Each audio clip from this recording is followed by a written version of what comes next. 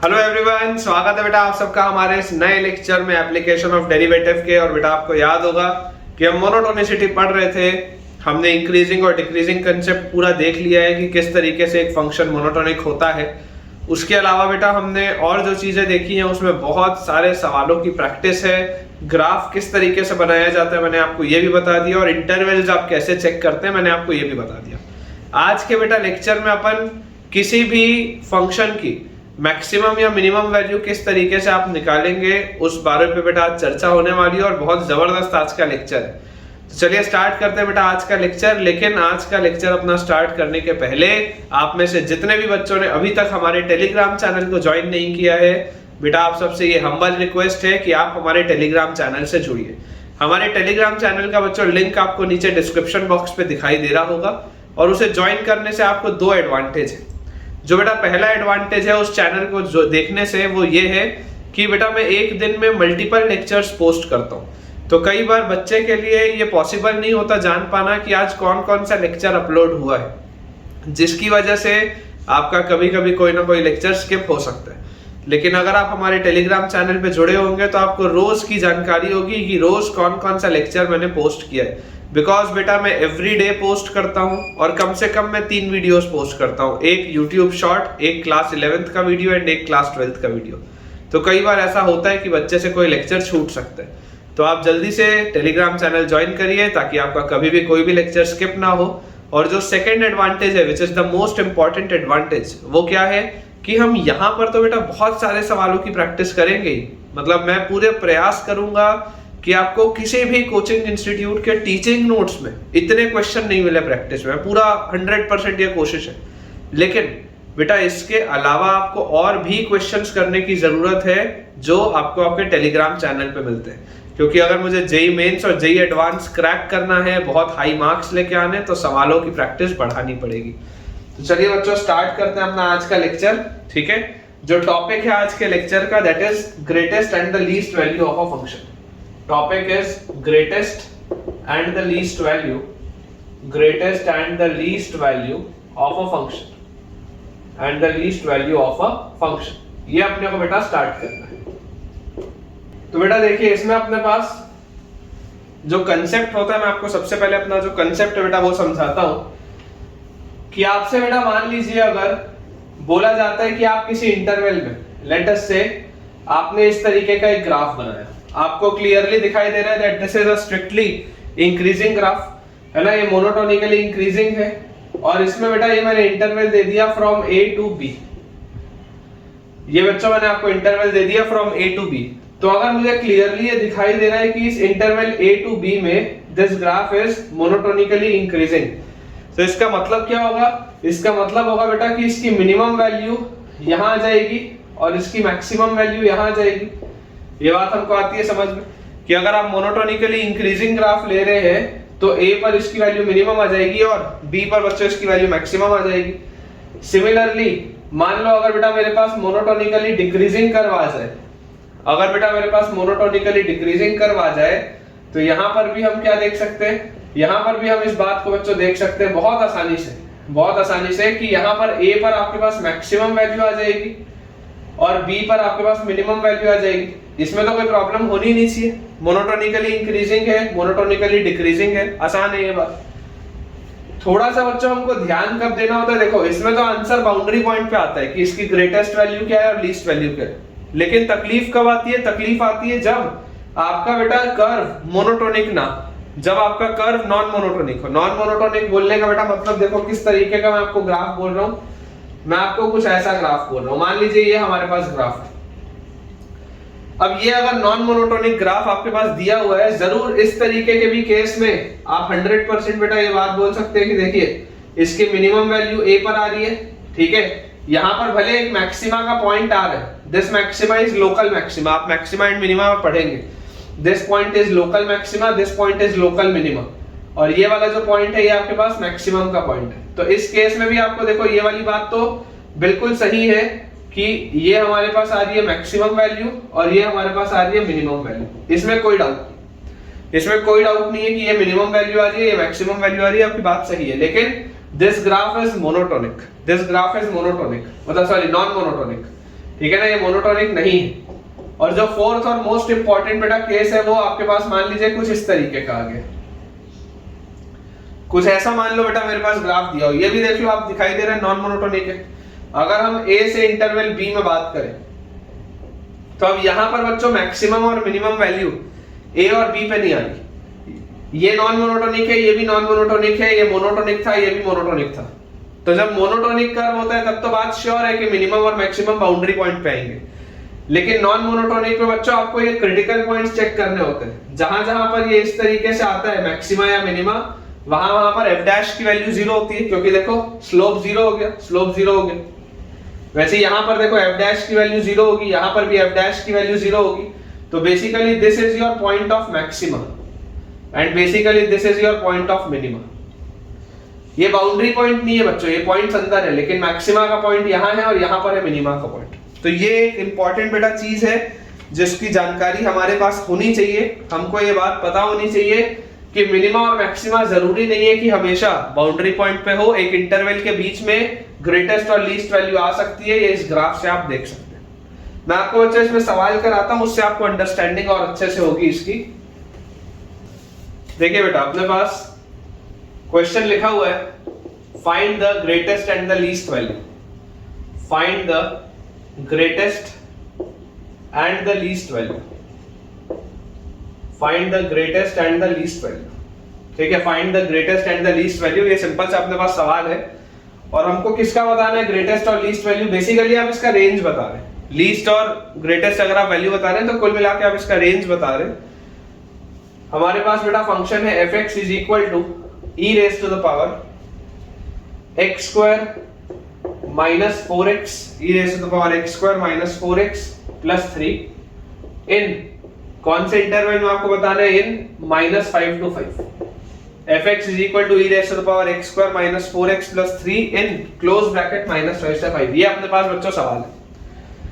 थोड़ा सा अगर आप इसको ध्यान से बेटा ऑब्जर्व करेंगे तो आपको एक बात पता है कि अगर आप ये अंदर वाली पूरी चीज को मान लीजिए, मान लेते हैं t, अगर आप अंदर वाली फॉर द टाइम बीइंग पूरी चीज को बच्चों अगर बोल देते हैं t, तो e की पावर t तो क्या होता है, e की पावर t एक कंटिन्यूअस कर्व है, e की पावर t एक कंटिन्यूअस कर्व है। मैं मोनोटोनिकली इंक्रीजिंग और डिक्रीजिंग की बात ही नहीं कर रहा हूं, मैं तो सिर्फ ये बात कर रहा हूं कि मेरा फंक्शन कंटिन्यूअस है या नहीं। तो ये बात मुझे पता है कि e की power t is a continuous function, और जब आप t की जगह x square minus 4x plus 3 डाल भी दोगे तब भी ये जो पूरी चीज होगी this will be a continuous function only. इस पूरे को अगर आप t बोल भी दोगे तब भी ये पूरी चीज कंटिन्यूअस ही होगी, ये बात श्योर है। अब जैसी बच्चों ये वाली बात मेरे पास आ जाती है तो यार ये वाली बात आते ही देखो यहाँ से क्या चीज अपने को क्लियर होती है, यहाँ से यार ये चीज होती है कि देखो आपका अगर फंक्शन कंटिन्यूअस है, अब वो मोनोटोनिक है या नॉन मोनोटोनिक है वो चेक करने का असल तरीका क्या होगा, वो बेटा चेक करने का असल तरीका होगा आप इसको डिफरेंशिएट करके देखिए। तो बेटा जैसे आप इसको डिफरेंशिएट करेंगे तो f डैश x हमारे पास क्या आ जाएगा, e की पावर का डिफरेंशिएशन तो e की पावर में ही रहता है, तो x square minus 4x plus 3 ये तो एज इट इज रहेगा, e की power x square minus 4x plus 3 ये तो सेम चीज रहेगी, मल्टीप्लाइड बाय जैसे ही आप कंपोजिट फंक्शन अंदर घुसेंगे x स्क्वायर का डिफरेंशिएशन 2x और माइनस 4x का माइनस 4, ये आ जाएगा इसका डिफरेंशिएशन मेरे पास। तो this comes out to be 2 into e raised to the power x square minus 4x plus 3 into x minus 2। ये अपने पास बच्चों पूरी चीज आती है। ठीक है, ये अपने पास पूरी की पूरी चीज आती है। अब आप थोड़ा सा इसको ध्यान से बच्चों ऑब्जर्व करें, अब आप थोड़ा सा बच्चों इसको ध्यान से ऑब्जर्व करें। ऑब्जर्व करने वाली इसमें बात क्या है, इसका क्रिटिकल पॉइंट कहाँ आ रहा है, ये e की पावर वाला फंक्शन तो कभी भी 0 नहीं हो सकता, इसका क्रिटिकल पॉइंट आ रहा है x इक्वल टू 2 पे। इसका बेटा जो क्रिटिकल पॉइंट आ रहा है x इक्वल टू 2 पे आ रहा है, x इक्वल टू 2 के पहले ये हमेशा पॉजिटिव है। ठीक है, अच्छा इसका डोमेन अगर आप इसका चलो डोमेन भी देखोगे तो इसका डोमेन तो ऑल रियल नंबर्स है, कोई बात ही नहीं उसमें, domain is all real numbers. मैं अगर आपको बेटा ये बोलूं कि इसका डोमेन अगर ऑल रियल नंबर्स है तो 2 से अगर छोटा होगा तो ये पूरी चीज नेगेटिव होगी, मतलब दिस विल बी डिक्रीजिंग, 2 से पहले दिस विल बी डिक्रीजिंग और 2 के बाद दिस विल बी इंक्रीजिंग, 2 से पहले दिस विल बी डिक्रीजिंग, 2 के बाद दिस विल बी इंक्रीजिंग। ये चीज हमारे पास आती है, ये बच्चों चीज हमारे पास आती है। ठीक है, अब जैसी ये चीज हमारे पास आई, जैसी बेटा ये वाली चीज हमारे पास आई तो यहां से आपको देखो क्या दिखाई दे रहा है कि इसका मिनिमम वैल्यू 2 पे आएगा, क्योंकि अगर यहाँ 2 के पहले ये डिक्रीज होता आ रहा था क्योंकि ये पूरी चीज नेगेटिव थी, 2 से छोटे में देख लो f डैश x नेगेटिव आएगा। और 2 से बड़े में f डैश x पॉजिटिव आएगा और क्रिटिकल पॉइंट आपके पास सिर्फ x इक्वल टू 2 है। तो आप क्लियरली यहाँ से देख सकते हैं कि ये डिक्रीजिंग और इंक्रीजिंग है इस तरीके से, और आपके पास इंटरवल है -5 से 5। तो हम यहाँ पर चर्चा कहाँ से कहाँ कर रहे हैं, हम चर्चा कर रहे हैं -5 से लेकर 5 तक। हम चर्चा यहाँ पर बच्चों कर रहे हैं -5 से लेकर 5 तक, हमारी चर्चा इतने में हो रही है। तो ये बात तो देखो श्योर है कि मिनिमम इसकी वैल्यू कहाँ आएगी, fx will be minimum at x equal to 2। fx की वैल्यू मिनिमम आएगी x इक्वल टू 2 पे, तो x इक्वल टू 2 पे इसकी वैल्यू कितनी है, f2 इज इक्वल टू देखो e raise to the power 2 का स्क्वायर मतलब 4 -4 into 2 is 8 और +3। तो ये आपके पास कितना आ जाता है, e की पावर -1 मतलब 1 by e, e की पावर -1 मतलब 1 by e, ये आ जाता है f2। और उसके बाद बच्चों अगर मैं ध्यान से इसमें देखूं कि आपको एक बात समझ में आती है कि अब यहां से डिक्रीज हो रहा था, यहां पर इंक्रीज हो रहा है, मतलब इसकी मैक्सिमम वैल्यू जो होगी fx की, जो मैक्सिमम वैल्यू होगी that will be either eight -5 और एट 5, वो आपको चेक करना पड़ेगा। fx की मैक्सिमम वैल्यू जो आएगी that will be either at x equal to 5 और x इक्वल टू -5, ये आपको चेक करके देखना पड़ेगा।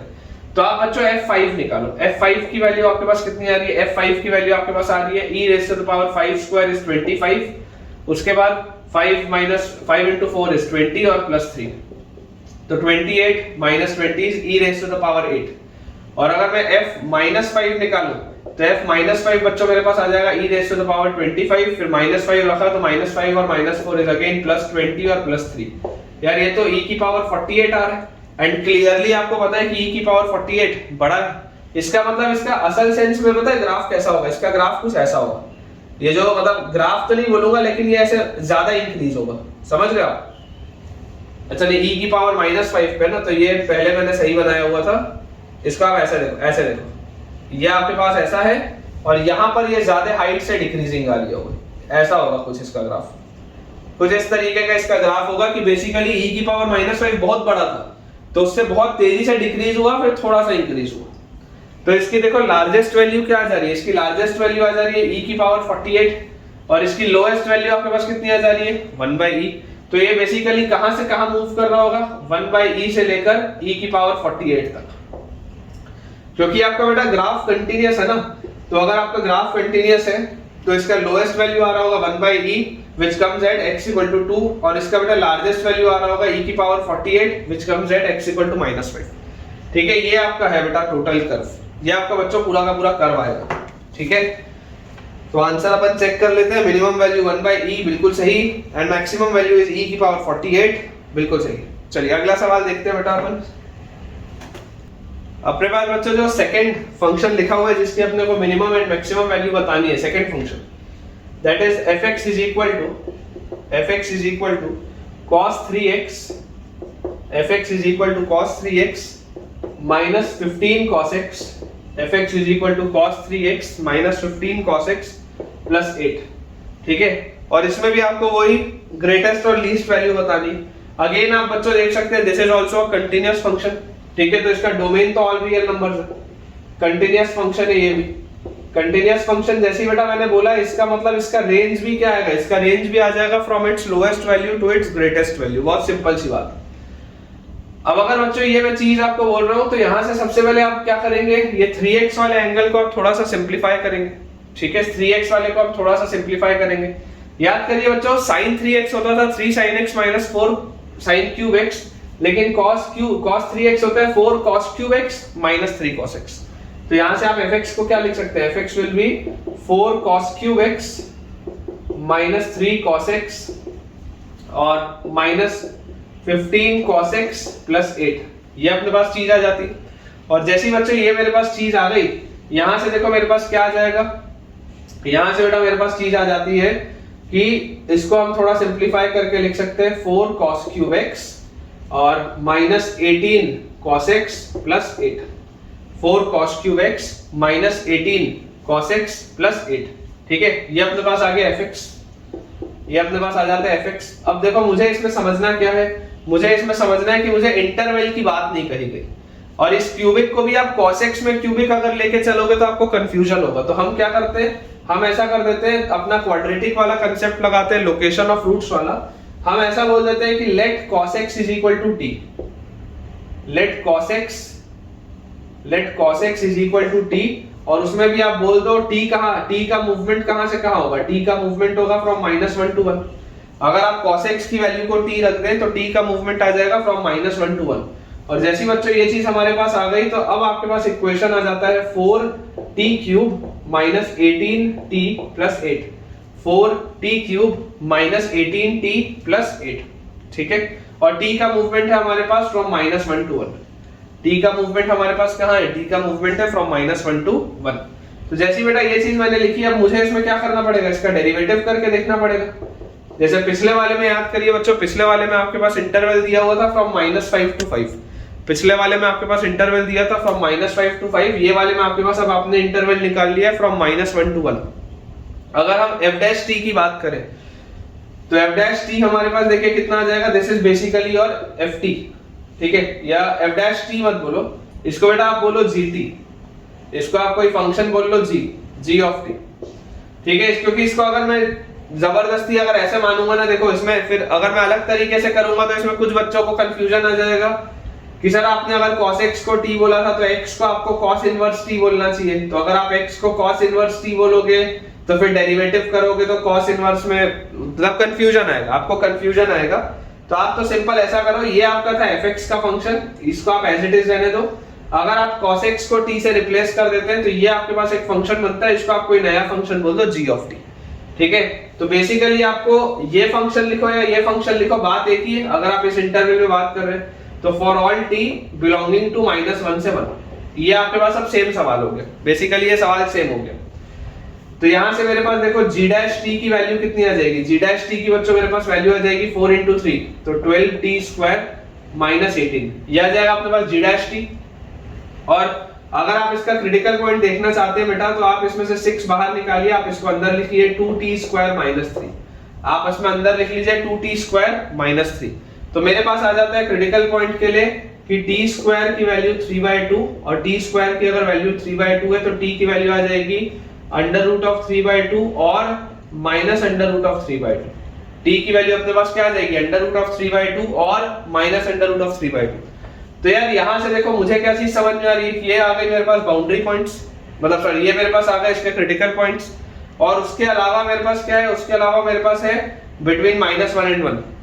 तो आप बच्चों इस बात को समझने की कोशिश करिए कि अगर आप ध्यान से देखेंगे क्रिटिकल पॉइंट्स को बिटवीन -1 and 1, ये आपका -1 है, ये आपके पास बच्चों 1 है, और आपके पास क्रिटिकल पॉइंट आ रहा है √3/2। तो √3/2 क्या होता है, अगर आप बच्चों √3/2 लोगे तो √3/2 इज 3/2 होता है 1.5, 1.5 का जो भी रूट होगा वो 1 से तो बड़ा ही होगा, 1 से तो बड़ा ही आएगा। तो यहाँ पर आपके पास वो कहीं पे आएगा, यहाँ पर समवेयर विल बी √3/2। और अगर मैं -√3/2 बोलूं तो -√3/2 यहाँ होगा, इधर आएगा। और आप बेटा ये जो फंक्शन आपके पास लिखा हुआ है, ये बेटा जो आपके पास पूरा फंक्शन लिखा हुआ है, तो आप बेसिकली समझने की कोशिश करें कि ये इंक्रीजिंग और डिक्रीजिंग अगर आपको चेक करना है तो इंक्रीजिंग और डिक्रीजिंग आप देखो इसमें किस तरीके से चेक कर सकते हो कि हमारे पास अगर ये क्रिटिकल पॉइंट्स आ रहे थे तो नंबर लाइन में अगर आप प्लॉट करते तो नंबर लाइन में आप यहाँ पर क्या लिखते, -√3/2 लिखते, यहाँ आप √3/2 लिखते, यहाँ आप बोलते क्या कि √3/2 से अगर बड़ा होगा, √3/2 से अगर बच्चों ये चीज पूरी बड़ी होगी तो ये पॉजिटिव होगा तो इंक्रीजिंग आएगा, फिर यहाँ पर डिक्रीजिंग आएगा, फिर यहाँ पर इंक्रीजिंग आएगा, इस तरीके से आप बोलते। और आप अभी देखो क्या चीज बोल पा रहे हो, आप यही चीज तो बोल पा रहे हो ना कि ये -1 और 1 तो इसके बीच में ही है, ये -1 और 1 तो इसके बीच में ही है। देख लो मैंने आपको ग्राफ से भी दिखा दिया कि ये जो -1 और 1 मेरे पास आ रहा है ये इसके बीच में ही आ रहा है, ठीक है। इस तरीके से अपने पास अगर ये चीज आ जाती है इस तरीके से, तो हमें देखो क्या चीज मिल गई, हमें बेटा ये चीज मिल गई यहां से कि t की वैल्यू जब √3/2 -√3/2 से छोटी थी तो ये फंक्शन ऐसा इंक्रीजिंग था, फिर -√3/2 से लेकर √3/2 तक आपका फंक्शन डिक्रीजिंग है और फिर इंक्रीजिंग है। तो बेसिकली अगर आप -1 से 1 में बात करो, अगर आप -1 से 1 में बात करो तो मजा ही आ गया। -1 से 1 में तो बहुत आसान सा ग्राफ हो गया, डिक्रीजिंग है, देख लो -1 से 1 में this is decreasing.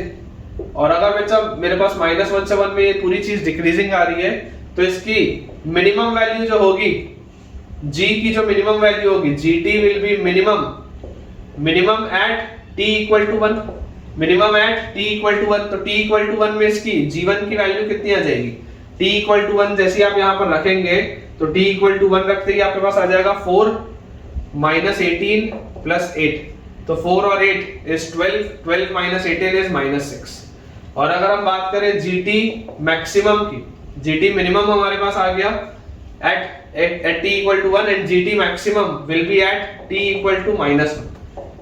This will be at t equal to minus 1. तो अगर t equal to minus 1 पर gt मैक्सिमम वैल्यू आ रही है तो g of minus 1 कितनी आ जाएगी अपने पास value, g of minus 1 will be minus 4, फिर minus 1 और minus 18 is plus 18 और plus 8, तो 18 और 8 is 26, में से 4 गया तो बच्चों ये आ जाता है 22। मतलब कि इसका अगर आपसे कोई रेंज पूछ लिया होता तो इसका रेंज आपके पास आ जाता फ्रॉम -6 से लेकर 22 तक। इसका रेंज बच्चों हमारे पास आ जाता फ्रॉम -6 से लेकर के 22 तक। ठीक है, तो आई होप बेटा आपको ये पॉइंट समझ में आ रहे होंगे। छोटे छोटे से पॉइंट्स हैं और आपको बहुत खूबसूरती से दिख रहा होगा कि किस तरीके से मैं मोनोटोनिसिटी का यूज कर रहा हूँ, एप्लीकेशन ऑफ डेरिवेटिव का यूज कर रहा हूँ और रेंज निकाल रहा हूँ बेटा कॉम्प्लिकेटेड क्वेश्चंस की। नेक्स्ट अपने पास बच्चों सवाल लिखा हुआ है, find the image of interval, find the image of interval, find the image of interval -1 से 3, find the image of interval -1 से 3 अंडर द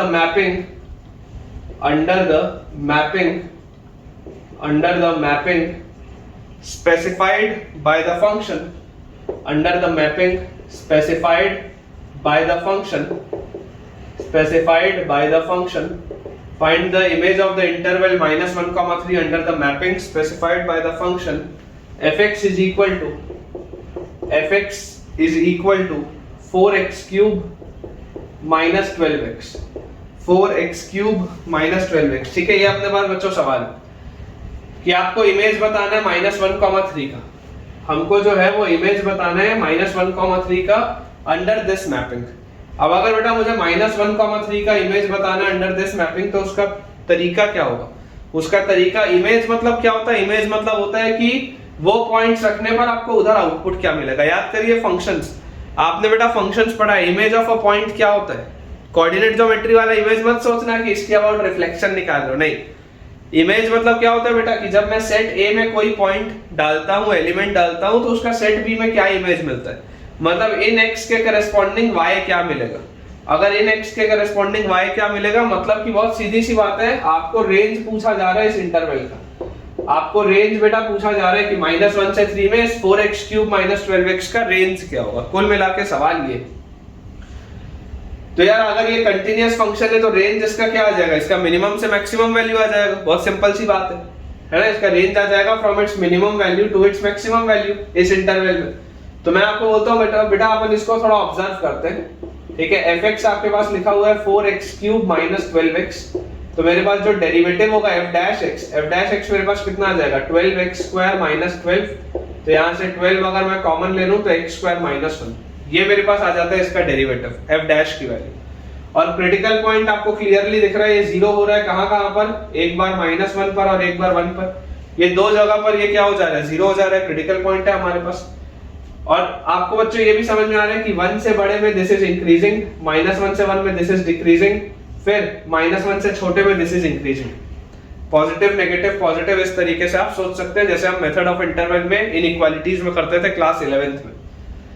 तो हमारे पास है बेटा इंटरवल फ्रॉम -1 to 3, तो -1 से 3 है तो इधर की तो बेटा पूरी चीज ही बेकार हो गई। और यहाँ पर भी अगर 3 आप लोगे यहाँ पर कहीं पर, तो 3 के आगे की दुनिया बेकार है, यहाँ पर -1 के पीछे की दुनिया बेकार है। तो यार -1 से 3 में मुझे एक बात तो मिल जाती है कि इसकी मिनिमम वैल्यू कहाँ पे आएगी, 1 पे आएगी। दिखाई देता है कि ये डिक्रीज हो रहा है और इंक्रीज हो रहा है, मतलब इसकी मिनिमम वैल्यू fx की वैल्यू जो मिनिमम होगी, minimum value will be at x equal to 1, minimum fx minimum at x equal to 1। तो अगर fx की मिनिमम वैल्यू बच्चों x इक्वल टू 1 पर आ रही है तो f1 की वैल्यू कितनी आएगी, f1 की वैल्यू मेरे पास आएगी 4 minus 12 which comes out to be -8। Minimum value आ गई। और मैक्सिमम वैल्यू जो आएगी आइदर -1 पर या 3 पर, वो चेक करना पड़ेगा, आइदर -1 पर और 3 पर। तो fx की मैक्सिमम वैल्यू, क्योंकि ये भी डिक्रीज होता हुआ आ रहा था और ये भी इंक्रीज हो रहा है, तो कहां तक डिक्रीज हुआ कहां तक इंक्रीज हुआ वो आपको वैल्यू चेक करके देखना पड़ेगा। तो fx will be maximum at x equal to -1 और x equal to 3। तो आप वैल्यू निकाल लीजिए बच्चों। f-1 कितना आएगा?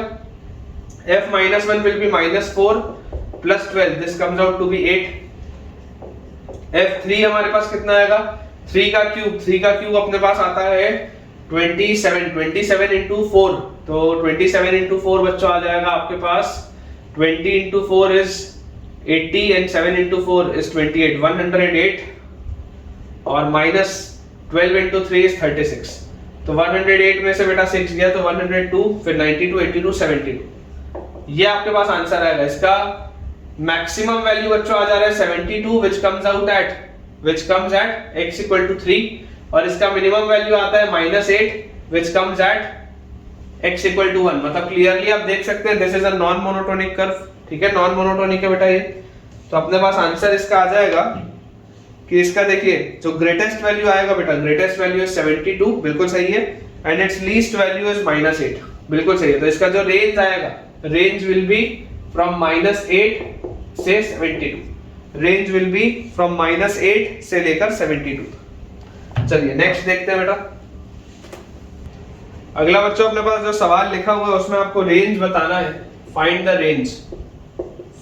रेंज, किसका हमको रेंज बताना है? Find the range of the following function, या find the range of the function fx is equal to, find the range of the function fx is equal to under root of x minus 3 plus twice of under root of 5 minus x, under root of x minus 3 plus twice of under root of 5 minus x, ठीक है। ये अपने पास बच्चों सवाल है। अब आपको एक बात तो सबसे पहले बेटा इसमें क्या दिखती है कि इसका रेंज जो भी आएगा वो पॉजिटिव आएगा। रूट वाला फंक्शन है तो range will be either from, मतलब नॉन नेगेटिव होगा, आप ये बोल सकते हो रेंज, ठीक है। डोमेन इसका बेटा सबसे पहले आपको देखो चेक करना पड़ेगा डोमेन, क्योंकि डोमेन में ही बच्चा गलती कर देता है। रूट लगा हुआ है तो आपको इंश्योर करना पड़ेगा कि रूट के अंदर कुछ भी नेगेटिव ना है। तो x minus 3 should be greater than equal to 0, तो x should be greater than equal to 3, ये आ गया। और फिर 5 minus x should be greater than equal to 0, तो x should be less than equal to 5। तो डोमेन तो बेटा अपना फिक्स हो गया कि अपने पास इंटरवल जो है वो केवल 3 से 5, इंटरवल बच्चों अपने पास केवल और केवल 3 से 5 है, उतने में ही अपने को चर्चा करनी, उसके अलावा चर्चा इसमें नहीं करनी। अब अगर हम बात करें इसमें इंक्रीजिंग या डिक्रीजिंग की, क्योंकि देखो ये फंक्शन मोनोटोनिक है या नॉन मोनोटोनिक है अपने को पता नहीं है, तो आप सबसे पहले इसका डेरिवेटिव चेक करो।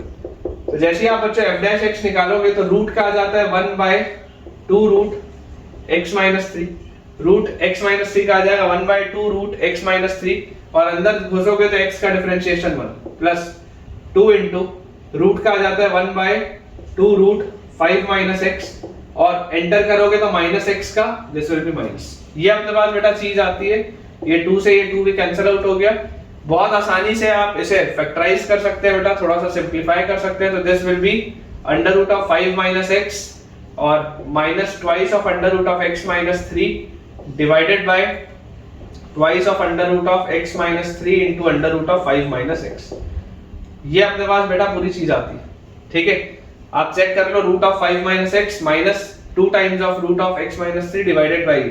अब आपको अगर इसका बेटा क्रिटिकल पॉइंट चेक करना है, आपको अगर बोलना है कि ये पूरी चीज जीरो कहां हो रही है, ये पूरी की पूरी चीज जीरो कहां हो रही है, आपको ये बात पे चर्चा अगर बेटा करनी है, तो आपको ये बात समझ में आती है कि इस पूरी चीज को जीरो करने के लिए न्यूमरेटर को आपको जीरो करना पड़ेगा। मतलब under root of 5 minus x should be equal to under root of x minus 3 twice of under root of x minus 3। तो स्क्वायर अगर आप करोगे तो 5 minus x will be 4 times x minus 3, तो हमारे पास आ जाता है 5 minus x will be equal to 4x minus 12।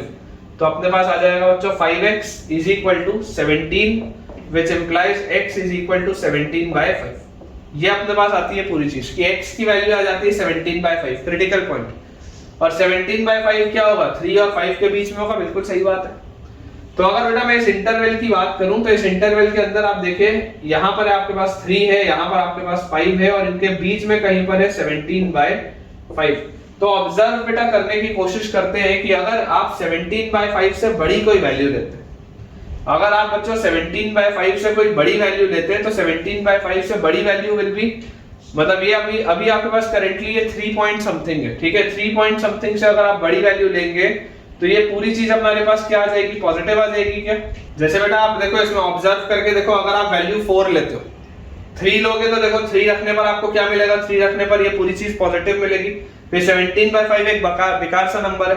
आपको ये तो पता है कि मोनोटोनिक है, या यहाँ इंक्रीजिंग होगा या डिक्रीजिंग होगा, वो आपको रख के चेक करना है, थोड़ा सा वेरीफाई करना मुश्किल है। तो मैं बोलता हूँ आप 4 रख के देखो। आप जैसे ही 4 रख के देखोगे तो 4 रखोगे तो 5 - 4 ये 1 हो जाएगा, और यहाँ पर 4 रखोगे तो 4 - 3 ये भी 1 हो जाएगा, और 1 - 2 ये नेगेटिव हो जाएगा। ये पूरी चीज नेगेटिव हो जाएगी। नेगेटिव हो जाएगी मतलब ये क्या होगा, डिक्रीजिंग हो जाएगा, एफ डैश डिक्रीजिंग हो जाएगा। मतलब 4 पर अगर डिक्रीजिंग हो रहा है तो इस पूरे में डिक्रीजिंग ही होगा। इसका मतलब यहाँ पर ये इंक्रीजिंग होगा।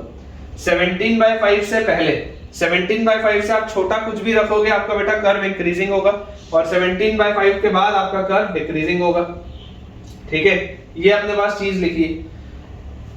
तो यार यहां से मुझे देखो क्या समझ में आता है, एक बात तो श्योर है कि इसकी मैक्सिमम वैल्यू कहां आ रही है, इसकी बेटा मैक्सिमम वैल्यू आ रही है 17/5 पे, और इसकी minimum value will be either eight 3 और एट 5। मिनिमम वैल्यू तो इधर ही होगी। तो सबसे पहले अपन मैक्सिमम वैल्यू निकालते हैं कि fx का मैक्सिमम वैल्यू कितना आ रहा है। तो fx is maximum at x is equal to 17/5। fx is maximum at x equal to 17/5, और जैसे ही मैं 17/5 रखूंगा यहाँ पे, तो f 17/5 की वैल्यू क्या आ जाएगी, f 17/5 will be equal to under root of 17/5 - 3 + 2 into under root of 5 - 17/5। तो this gives me 5 3s are 15, 17 - 15 is 2, तो under root of 2/5 + 2 into under root of 5 into 5 25, 25 - 17 is 8, 8/5। This is 8/5। ये अपने पास चीज लिखी। अच्छा, इस 8 में से ही बेटा आप देखो क्या कर सकते हो, आप 4 बाहर रख के एक 2 और बाहर निकाल सकते हो। यहाँ 2 बच जाएगा, एक 2 और बाहर निकाल लिया तो ये 4 हो गया। तो ये मेरे पास आ जाता है 4 और 1, तो 5 into अंडर रूट ऑफ 2/5, तो this comes out to be √10। ये अपने पास कितना आ गया, ये अपने पास आ जाता है √10। तो अगर ये हमारे पास √10 आ जाता है तो इसकी मैक्सिमम वैल्यू तो निर्धारित हो गई कि मैक्सिमम वैल्यू तो आएगी √10। अब कुल मिला के आपको बेटा मिनिमम वैल्यू पर चर्चा करनी है, और ये इंक्रीजिंग और डिक्रीजिंग देखकर आपको ये भी बात समझ में आती है कि जो मिनिमम वैल्यू होगी वो या तो 3 पर होगी या तो होगी 5 पर। तो आप बेटा ऐसा करिए, फंक्शन की वैल्यू निकाल लीजिए 3 पर। ठीक है, मिनिमम वैल्यू देखने के लिए आप फॉर मिनिमम लिख देता हूं ना, फॉर मिनिमम। मैक्सिमम तो आपको मिल गया √10, मिनिमम के लिए आप या तो 3 पर चेक करें या 5 पर चेक करें और देख लें क्या आंसर आता है। तो f3 अपने पास कितना आ जाएगा, f3 will be under root of 0 + 2 into under root of 5 - 3, तो ये अपने पास आ जाता है 2√2। और अगर मैं बात करूं f5 की, तो f5 हमारे पास आ जाएगा अंडर रूट ऑफ 5 - 3 is 2, और +2 into under root of 5 - 5 is 0, तो f5 आता है √2। इसका मतलब इसकी बेटा मिनिमम वैल्यू अपने पास आ रही है एट, मिनिमम वैल्यू कहां आ रही है, √2 पर आ रही है। मिनिमम जो अपने पास वैल्यू आ जा रही है वो आ जा रही है एट x = 5। तो आपके पास देखो ये भी जो आपके पास बेटा कर्व है, इतने में तो कंटीन्यूअस फंक्शन ही है। तो अगर हमसे रेंज की चर्चा हो तो range of fx in this domain, ये इतने इंटरवल में 3 से 5 में इसका जो रेंज आएगा आप देख सकते हैं, इसका मिनिमम वैल्यू आ रहा है 5 पे, दैट इज √2, और इसका मैक्सिमम वैल्यू आ रहा है 17/5 पे, दैट इज √10। तो √2 से √10 आना चाहिए बच्चों, आंसर चेक कर लीजिए। मेरे हिसाब से तो बहुत अच्छा सवाल था। प्रैक्टिस हो जाती है बेटा कैलकुलेशन करने की, अगर आप इस तरीके के सवाल बनाएंगे तो प्रैक्टिस हो जाती है बहुत बढ़िया कैलकुलेशन करने की। तो बिल्कुल सही है बच्चों अपना आंसर, √2 से √10 आ रहा है, बहुत सही बात है। फंक्शन की वैल्यू 3 पे आ रहा है 2√2, फंक्शन का वैल्यू 5 पे आ रहा है √2, और फंक्शन का वैल्यू 17/5 पे आ रहा है √10, which is your maximum value, क्योंकि 17/5 आपने क्रिटिकल पॉइंट करके चेक किया। ठीक है, और कभी भी मोनोटोनिकली इंक्रीजिंग या मोनोटोनिकली डिक्रीजिंग आपको चेक करना हो तो आप इस इंटरवल के बीच में आप कुछ भी एक नंबर रख के देख लो कि आपका पूरा फंक्शन पॉजिटिव हो रहा है या नेगेटिव हो रहा है। चलिए अगला सवाल देखते हैं बेटा। क्वेश्चन अपने पास बेटा दिया हुआ है अगला कि आपको रेंज बताना है। Again find the range of the function, find the range of the function, find the range of the function. किसका हमको रेंज बताना है, fx is equal to x raise to the power 4 minus x square, x raise to the power 4 minus x square minus 2x plus 8 divided by x raise to the power 4 minus x square minus 2x plus 8 divided by x raise to the power 4 minus x square minus 2x plus 4। ये अपने पास बच्चों चीज लिखी है, आपको इसका range बताना है, ठीक है। अब देखिए, आप अगर डायरेक्टली इस सवाल को देखेंगे और सोचेंगे कि मैं इसका बेटा डेरिवेटिव करूंगा तो आप पागल है। आप ये बिल्कुल भी कतई मत सोचिए कि यार इसका सर आप डेरिवेटिव कैसे करोगे। अरे भाई, इसका डेरिवेटिव नहीं करना है। जरूरी नहीं है कि रेंज निकालने के लिए हर वक्त आपको डेरिवेटिव करना पड़े, इट इज नॉट नेसेसरी। देखिए, आप इसको ऑब्जर्व बेटा अगर करेंगे तो आप इस फंक्शन को कैसे लिख सकते हैं। मैं डोमेन लिखने के ही पहले मैं आपको बोलूंगा कि आप इस फंक्शन को थोड़ा सा ऑब्जर्व करिए। x की power 4 minus x square minus 2x plus 8 plus 4। क्या इसका मैं ऐसा लिख लूं क्या, x की power 4 minus x square minus 2x plus 4 by x की power 4 minus x square minus 2x plus 4। ये अपने पास चीज है। तो अगर ये अपने पास बच्चों चीज है तो दिस विल बी ये पूरा इज 1 प्लस 4 बाय x की power 4 minus x square minus 2x plus 4। ये अपने पास लिखा हुआ है 1 प्लस 4 डिवाइडेड बाय x की power 4 minus x square minus 2x plus 4। तो ये तो 1 अलग हो गया। अब आप इसको सिर्फ ऑब्जर्व करो। तो अगर बेटा आप सिर्फ इसको ऑब्जर्व करोगे तो मैं आपको यार ये बोलता हूं कि इसको अपन देखो थोड़ा सा ऐसे लिख लेते हैं। यहाँ नीचे साइड में ही मैं x स्क्वायर सब्ट्रैक्ट कर देता हूँ और x स्क्वायर ऐड कर देता हूँ। ये करने से अभी क्या फायदा होगा आपको समझ में आएगा। बेटा समझ में आएगा। देखो ये लिखा हुआ है 1 प्लस 4 बाय ये x की power 4 minus x square minus 2x square. तो this is x square minus 1 का होल स्क्वायर। ऑब्जर्व करेंगे x की पावर 4 आ गया, फिर माइनस 2x स्क्वायर आ गया, जो ये माइनस 2x स्क्वायर लिखा हुआ है, और प्लस 1 आएगा। तो इस 4 को भी आप 1 लिख दो और 3 लिख दो। इस 4 को भी आप 1 प्लस 3 लिख दो। तो देखो x की power 4 minus 2x square plus 1, ये तो हो गया बैलेंस।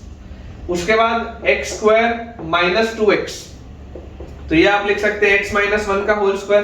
तो आपके पास क्या आ जाएगा, x स्क्वायर माइनस 2x और अगेन प्लस 1 आएगा। तो इस 3 को दोबारा आप लिख लो 1 प्लस 2। तो x square minus 2x plus 1 ये भी मिल गया, और प्लस बस 2 बस गया। देखो मैंने कितनी होशियारी से बेटा इसको सिंप्लीफाई कर लिया। और अब आप क्लियरली देख सकते हैं कि इसका डोमेन जो आएगा, इसका डोमेन ऑल रियल नंबर जाएगा। आपको जो रखना है रख लो। आप देख सकते हो ये चीज कभी जीरो नहीं हो सकती। और क्लियरली बेटा मुझे एक बात ये भी दिखाई दे रही है कि ये पूरी जो चीज है this is a positive quantity, या आप इसको बोल सकते हैं this is a non negative quantity, क्योंकि ये जीरो भी हो सकता है। तो this is a non negative quantity. ये पूरी चीज जीरो भी हो सकती है x इक्वल टू 1। तो अगर मैं चाहता हूं fx की मिनिमम वैल्यू, तो fx की वैल्यू मिनिमम कब आएगी? ये जो fx बच्चा हमने लिखा है, ये fx की वैल्यू मिनिमम आएगी जब ये डिनोमिनेटर मैक्सिमम होगा। क्योंकि अगर आप इसको अगर मिनिमम चाहते हैं, ये तो कांस्टेंट है, ये पूरा मिनिमम होना चाहिए। और अगर ये पूरा मिनिमम होना चाहिए मतलब ये जो डिनोमिनेटर है ये मैक्सिमम होना चाहिए। तो अगर बेटा ये डिनोमिनेटर मैक्सिमम होना चाहिए तो जरा सोच के देखो, इसकी maximum quantity fx minimum implies x square minus 1 का whole square plus x minus 1 का होल स्क्वायर प्लस 2। ये पूरी चीज मैक्सिमम होनी चाहिए। और ये पूरी चीज मैक्सिमम कब होती है? जब x इंफिनिटी होता है, तो ये पूरी चीज हो जाएगी इनफाइनाइट। ये जो पूरी की पूरी चीज है वो मैक्सिमम हो सकती है इनफाइनाइट। तो अगर बेटा ये इनफाइनाइट हुआ तो 4 बाय इनफाइनाइट इज 0, तो fx की मिनिमम वैल्यू आ जाएगी 1। fx की मिनिमम वैल्यू बच्चों आ जाएगी 1। fx की बच्चों मिनिमम जो वैल्यू आ जाएगी दैट विल बी 1। सिर्फ ये बचेगा, बाकी ये तो 0 हो जाएगा। और अब अगर मुझे ये देखना हो कि fx की मैक्सिमम वैल्यू क्या होगी, fx की मैक्सिमम वैल्यू, तो fx अगर आप मैक्सिमम चाहते हैं तो ये मैक्सिमम होना चाहिए, और अगर ये मैक्सिमम होना चाहिए तो ये डिनोमिनेटर मिनिमम होना चाहिए। मतलब कि x स्क्वायर माइनस 1 का whole square plus x minus 1 का होल स्क्वायर प्लस 2, ये कंप्लीट चीज शुड बी मिनिमम। ये अगर मिनिमम होना चाहिए तो देखो ये मिनिमम कब होगा? एक परफेक्ट स्क्वायर बेटा मिनिमम क्या हो सकता है? एक परफेक्ट स्क्वायर हो सकता है मिनिमम 0। तो this will be 2 at x equal to 1। जब आप x की वैल्यू 1 रखेंगे, x की वैल्यू बेटा 1 रखते ही ये वाला फैक्टर खत्म, ये वाला फैक्टर खत्म, मिनिमम हो गया। एक परफेक्ट स्क्वायर मिनिमम क्या हो सकता है? 0 हो सकता है। ये मिनिमम 0 कब आएगा? x इक्वल टू 1 पर। तो x इक्वल टू 1 रखते ही ये खत्म। तो इसकी fx की मैक्सिमम वैल्यू कब आएगी? जब ये वाली पूरी चीज 2 के बराबर हो। तो ये नीचे वाली अगर बेटा पूरी चीज 2 के बराबर है तो 4/2 होता है 2 और 1 + 2 = 3। तो fx की मैक्सिमम वैल्यू अपने पास आ जाएगी, fx की मैक्सिमम वैल्यू विल बी 3। ठीक है ना, यहाँ 2 नहीं लिखते, ये 2 यहाँ पे ऐसा बस लिखा हो। तो fx की मैक्सिमम वैल्यू अपने पास कितनी आ जाएगी? 3 आ जाएगी। fx की मिनिमम वैल्यू कितनी आ जाएगी? 1 आ जाएगी। और ये 1 कब आ रही है? when x approaches infinity। ये बेटा 1 कब आ रही है? when x approaches infinity। तो अगर आपको इसका रेंज पूछा जाए तो इसका रेंज क्या आ जाएगा? From minimum value to maximum value. तो आप मुझे ये सोच के बताइए कि क्या इसकी वैल्यू कभी भी 1 हो सकती है क्या? 1 कभी भी इसकी वैल्यू हो नहीं सकती, ये 1 की तरफ जा सकता है, क्योंकि जब x इनफाइनाइट होगा तब ये 1 होगा। क्या x कभी भी इनफाइनाइट हो सकता है? आप इनफाइनाइट तक तो पहुंच ही नहीं सकते, पहुंचने का प्रयास कर सकते हैं, पहुंचने की कोशिशें कर सकते हैं, लेकिन वहां पहुंच नहीं सकते। वैसे ही fx की वैल्यू 1 हो नहीं सकती, तो यहाँ पर आपको इसका रेंज लिखना पड़ेगा फ्रॉम 1 ओपन टू 3 क्लोज्ड। देखो इसकी वैल्यू 3 हो सकती है जब x की वैल्यू 1 हो जाए। ठीक है, तो इसका आंसर आ जाएगा फ्रॉम 1 ओपन टू 3 क्लोज्ड। यहाँ पर मैं स्टार लगा देता हूँ क्योंकि ये एक बहुत ही अच्छा सवाल है और इसमें फाइनल आंसर निकालने के बाद भी बेटा बच्चा गलतियां करेगा इंटरवल में। तो आपको समझना चाहिए कि इंटरवल को आंख बंद करके दोनों क्लोज्ड या दोनों ओपन नहीं लगाते, थोड़ा देखना पड़ता है। तो अपने पास जो आंसर आएगा that will be from 1 open to 3 closed. बिल्कुल सही है बेटा। नेक्स्ट बेटा अपने पास सवाल लिखा हुआ है, अगेन आपको मिनिमम एंड मैक्सिमम वैल्यू बतानी है। Find the smallest and the largest value, smallest and the largest value, find the smallest and the largest value of the function. ये थोड़ा अच्छा सवाल है बेटा, थोड़ा अलग वैरायटी का क्वेश्चन है, स्टार लगा लेंगे। एक बार में जनरली बच्चा इसको देख के घबरा जाता है। तो find the smallest and the largest value of the function fx is equal to integral 0 to x, fx is equal to integral 0 to x, या 0 नहीं है यहाँ पे 5π/4 लिख लो। Integral from 5π/4 to x 3 sin t plus 4 cos t dt। ये अपने पास बच्चों सवाल है in the interval from 5π/4 to 4π/3, in the interval from 5π/4 to 4π/3। ठीक है, ये अपने पास सवाल है। अब आप इसको बेटा ऑब्जर्व करें, अगर आप इसको ध्यान से ऑब्जर्व करेंगे तो हमको यहाँ पर देखो क्या मिलेगा। हमको बेटा यहाँ पर ये चीज मिलती है कि यार ये फंक्शन अभी कंटिन्यूअस होगा, नहीं कंटिन्यूअस होगा, तो कंटिन्यूअस तो होगा, ऐसा नहीं है कि कंटिन्यूअस नहीं होगा। लेकिन मैं आपको यार ये बोलता हूँ कि आप इसको ऑब्जर्व करो कि आप इसको जैसे डिफरेंशिएट करोगे, ये चेक करने के लिए कि ये मोनोटोनिकली इंक्रीजिंग है या डिक्रीजिंग है या नॉन मोनोटोनिक है, ये सब अगर बेटा चेक करने के लिए आप इसको जैसे डिफरेंशिएट करेंगे तो डिफरेंशिएट करते ही आपको समझ में आना चाहिए कि यहाँ पर लेबिनिट्स की फील आएगी। डिफरेंशिएट करते ही बेटा आपके पास यहाँ पर लेबिनिट्स की फील आ जानी चाहिए आपको, तुरंत डिफरेंशिएट करते ही लेबिनिट्स की फील। तो देखो f' अगर आप लिखेंगे तो f' आपके पास क्या आ जाएगा, लेबिनिट्स लगाओगे तो 3 sin x plus 4 cos x, ये आ जाएगा आपके पास। फिर x का डिफरेंशिएशन तो वो तो 1 होता है, और उसके बाद जब 5π/4 रख के करोगे तब तो बेकार हो गया, क्योंकि बाद में जब आप 5π/4 का डिफरेंशिएशन करेंगे तो उसमें कुछ हासिल नहीं होगा। तो f' की बच्चों वैल्यू अपने पास आ जाती है 3 sin x plus 4 cos x। ठीक है, f' की वैल्यू आ जाती है 3 sin x plus 4 cos x। अब हमको ये देखने की देखो जरूरत है कि ये फंक्शन पॉजिटिव है या नेगेटिव है। हमको ये देखने की जरूरत है कि ये फंक्शन आइदर पॉजिटिव है या नेगेटिव है या क्या है, ये देखना है। तो बेटा 5π/4 से 4π/3 मतलब कौन सा क्वाड्रेंट हुआ? 5π/4 से अगर आप 4π/3 ऑब्जर्व करें, ठीक है, तो आपके पास ये था π/2, ये आपके पास था पाई, यहां से अगर आप घूमना चालू किए तो ये पाई तक तो आप घूम गए। 5π/4 यहां पर कहीं पर होगा, इससे π/4 आगे, तो दिस विल बी 5π/4, और 4π/3 तो दिस इज पाई प्लस π/3, तो यहां पर आपके पास कहीं पर आएगा, इससे π/3 आगे दिस। ठीक है, तो ये आपको क्लियरली दिख रहा है कि यार ये जो लिखा हुआ है this is in third quadrant. Third quadrant की बच्चों अगर चर्चा हो रही है तो थर्ड क्वाड्रेंट में मैं क्या बोल सकता हूँ, थर्ड क्वाड्रेंट में बेटा मैं बोल सकता हूँ कि sin x भी नेगेटिव होता है, cos x भी नेगेटिव होता है। तो अगर थर्ड क्वाड्रेंट में sin x और cos x दोनों ही नेगेटिव है तो यार ये पूरी चीज तो नेगेटिव आएगी। और अगर बेटा f डैश x की वैल्यू आपके पास नेगेटिव आ रही है तब तो फिर टेंशन की बात ही नहीं है। if f dash x is coming out to be negative तो ये आपके पास क्या आ जाएगा, this is a monotonically decreasing function, monotonically decreasing function, ठीक है ना, this is a monotonically decreasing function क्योंकि f डैश x हमारे पास आ रहा है नेगेटिव।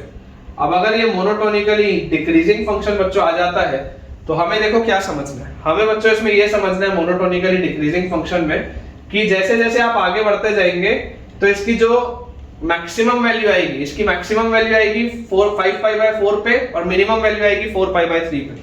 क्योंकि अगर आप बेटा चेक करेंगे तो पहले आपके पास पड़ेगा 5 पाई बाय 4, फिर आपके पास पड़ेगा 4 पाई बाय 3 नंबर लाइन में, और जब आप आगे बढ़ रहे होंगे तो ये एक मोनोटोनिकली डिक्रीजिंग फंक्शन है। तो अगर ये डिक्रीजिंग फंक्शन है तो इसकी मैक्सिमम वैल्यू आएगी 5 पाई बाय 4 पे और मिनिमम वैल्यू आएगी 4 पाई बाय 3 पे, है ना, ये आपका एक्स एक्सिस है, ये आपका डिक्रीजिंग कर्व है।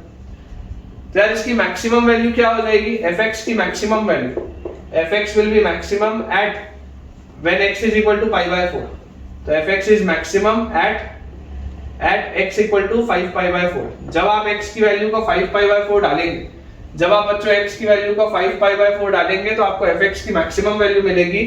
यार मुझे तो दिखाई दे रहा है कि इसकी मैक्सिमम वैल्यू तो 0 आएगी। क्यों 0 आएगी, क्योंकि 5 pi by 4 से 5 pi by 4, यार ये तो क्या होता है, 5 पाई बाय 4 से 5 पाई बाय 4 तो 0 होता है, ठीक है। तो ये अपने पास आ जाता है f 5 pi by 4 is equal to 0। Directly आप लिख सकते हैं क्योंकि जैसे ही आप यहाँ पर x की जगह 5 पाई बाय 4 लिखेंगे तो 5 पाई बाय 4 से 5 पाई बाय 4 पूरी चीज 0 हो जाएगी। सिमिलरली अगर बेटा हम बात करें fx की मिनिमम वैल्यू की, तो fx की वैल्यू मिनिमम आ जाएगी at x equal to 4 pi by 3, decreasing curve है, तो at x is equal to 4 pi by 3, at x is equal to 4 pi by 3 ये अपने पास आ जाता है इसकी मिनिमम वैल्यू। तो f 4 पाई बाय 3 कितना आएगा, f 4 pi by 3, f 4 pi by 3 will be integral 5 pi by 4, integral 5 pi by 4 से 4 pi by 3, integral 5 pi by 4 से 4 pi by 3, 3 sin t plus 4 cos t, 3 sin t plus 4 cos t dt, ठीक है, ये अपने पास आ जाएगा 3 sin t plus 4 cos t dt। तो यार मुझे यहां से देखो क्या पता है, 3 तो बाहर, डिस्ट्रीब्यूट आप कर सकते हो इंटीग्रल को, साइन का इंटीग्रल होता है माइनस cos, तो माइनस cos t, ठीक है, और उसके बाद प्लस 4 cos t, तो 4 बाहर, cos t का होता है sin t, और आप एक साथ अगर चाहें तो लिमिट लगा सकते हैं पूरे में, ठीक है ना, 3 था sin का माइनस cos और प्लस 4 था cos का sin, this is from 5 pi by 4 से लेकर 4 पाई बाय 3 तक। ये अपने पास बच्चों पूरी चीज आती है। थोड़ा सा अगर अपन इसको क्लियर कर ले यहाँ पे और इसको सॉल्व करें तो देखिए आपके पास बेटा आ क्या जाएगा, पूरी चीज जो आएगी आपके पास, यहाँ पर अपन इसको देखते हैं, 4 पाई बाय 3 जैसे आप रखोगे तो minus 3 cos 4 pi by 3, minus 3 cos 4 pi by 3 plus 4 sin 4 pi by 3 plus 4 sin 4 pi by 3, और माइनस ब्रैकेट के अंदर माइनस करते हैं, 5 पाई बाय 4 रखोगे तो minus 3 cos 5 pi by 4, minus 3 cos 5 pi by 4 और प्लस 4 sin 5 पाई बाय 4, ये अपने पास बेटा पूरी चीज आएगी। तो cos 4 pi by 3 is cos pi plus pi by 3, और cos pi plus pi by 3 cos 180 plus theta होता है माइनस cos थीटा, तो माइनस बाहर, तो 3 cos पाई बाय 3 आ गया सबसे पहले, फिर प्लस 4 sin 4 पाई बाय 3, तो sin of pi plus pi by 3 is minus sin pi by 3, तो minus 4 sin pi by 3, minus 4 sin pi by 3 के बाद माइनस अंदर जैसे आप लेके जाओगे, आप नहीं भी लेके जाओ, माइनस ऐसे लिखो यहाँ पे, इसको अगर आप देखोगे तो ये आपके पास बेटा क्या लिखा हुआ है, ये आपके पास यहाँ पर लिखा हुआ है 5 pi by 4, pi plus pi by 4, और अगर पाई प्लस पाई बाय 4 करोगे तो minus cos pi by 4, minus बाहर आ जाएगा तो 3 cos पाई बाय 4, और उसके बाद पाई प्लस पाई बाय 4 तो माइनस साइन पाई बाय 4, तो माइनस 4 साइन पाई बाय 4, यह आ जाता है अपने पास। तो cos 60 होता है हाफ, तो 3/2, sin 60 होता है √3/2, तो माइनस 4 into √3/2 मतलब माइनस 2√3, 4 into √3/2 इज माइनस 2√3। उसके बाद यहाँ पे अपने पास आ जाता है, माइनस अंदर लेके जाओगे तो minus 3 cos pi by 4 is 1/√2, minus minus plus तो प्लस, और sin पाई बाय 4 इज 4/√2। ये अपने पास पूरी चीज आ गई बेटा। तो यहां से आपके पास अब जो आंसर आएगा that will B 4/√2 minus 3/√2, this will be 1/√2, तो 1/√2 plus 3/2 minus 2√3। आप चाहे तो इतने में आंसर छोड़ सकते हैं, चाहे तो आप इसको फर्दर सिंप्लीफाई कर सकते हैं। तो क्लियरली आपको देखो क्या दिखाई दे रहा है कि ये इसकी अपन ने कौन सी वैल्यू निकाली है, मिनिमम वैल्यू। तो इसका बेटा जो अपने पास मिनिमम वैल्यू आ गया दैट इज 1/√2 plus 3/2 minus 2√3, और इसका बेटा जो मैक्सिमम वैल्यू आपके पास आएगा दैट विल बी 0। इसका मैक्सिमम वैल्यू 0 है, मतलब ये वाला वैल्यू क्या होगा, दिस विल बी नेगेटिव। ठीक है, तो ये अपने पास बेटा आंसर आ गया है। और ये सारी चीजें आपको अच्छे से समझ में आई या नहीं आई, मुझे कमेंट्स में आप बताइए। अब बेटा अपन जो अगली चीज करने वाले हैं वो बहुत ज्यादा इंपॉर्टेंट चीज है, that is analysing the graph of fx is equal to x raised to the power 1/x। बहुत ही जबरदस्त ग्राफ, इसका एप्लीकेशन इतना ज्यादा ब्यूटीफुल है बेटा कि मैं आपको बता ही नहीं सकता। मतलब मेरे हिसाब से तो बहुत शानदार। ठीक है, आपको ये वाली चीज आती है या नहीं आती, आप मुझे कमेंट में बताइएगा। यार मैं तो 5 स्टार इसको दे रहा हूँ। मेरे हिसाब से ये 5 स्टार चीज है जो आपको पता होनी चाहिए। आपको आपके टीचिंग नोट्स में ये चीज की जानकारी थी या नहीं थी, मुझे आप कमेंट में बताइएगा। पहले आप ध्यान से सुनिए इस पूरे आर्टिकल को, आपको बहुत पसंद आएगा। सबसे पहले बेटा अगर हम ऑब्जर्व करें x की पावर 1/x को, तो आप यहां पर देखिए आपके पास फंक्शन लिखा हुआ है x की पावर 1/x।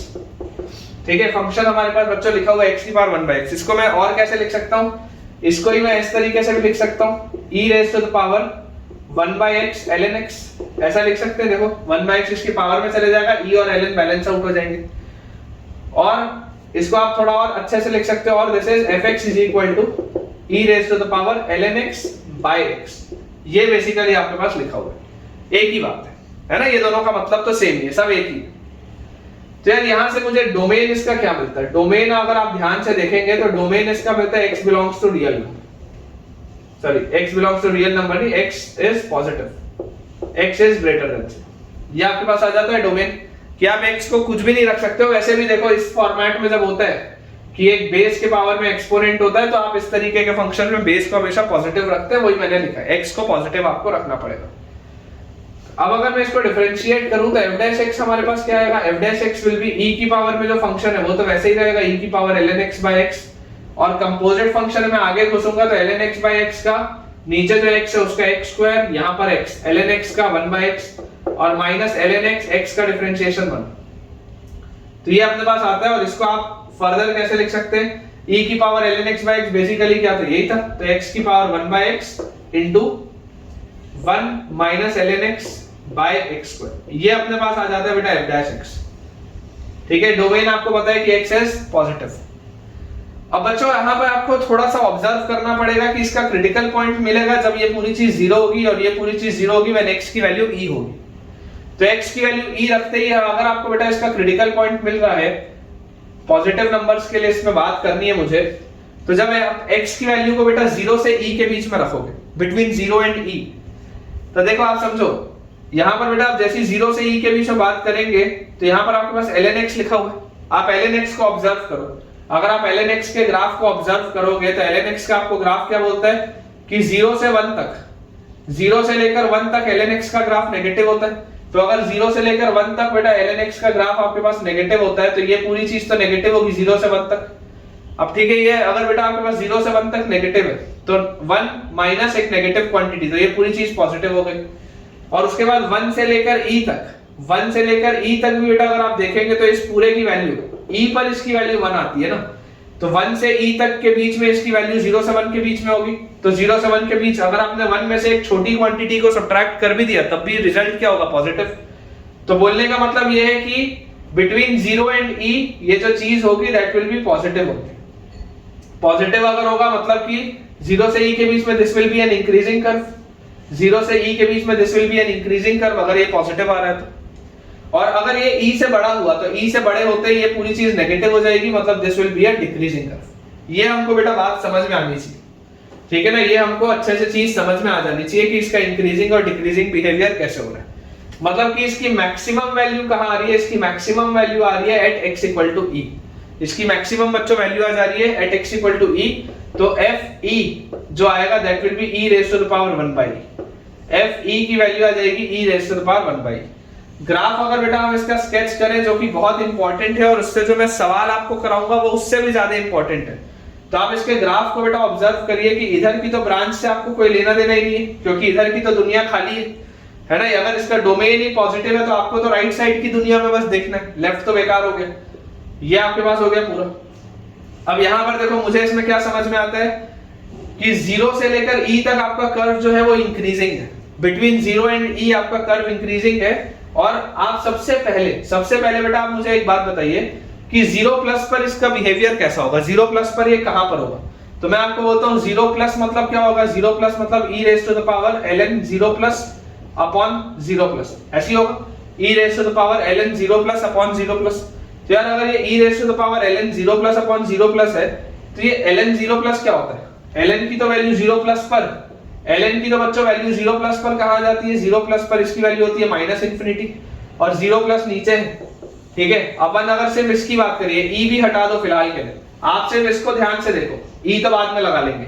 तो जैसे ही आप 0 प्लस पर बात करेंगे, देखो 0 मैं हॉलो रख रहा हूं क्योंकि 0 मेरे डोमेन में नहीं है। 0 प्लस ln 0 प्लस में माइनस इंफिनिटी की तरफ होगा और नीचे यहां पर है 0 प्लस, तो ये पूरी चीज जो होगी ये पूरी चीज माइनस इंफिनिटी की तरफ जाएगी।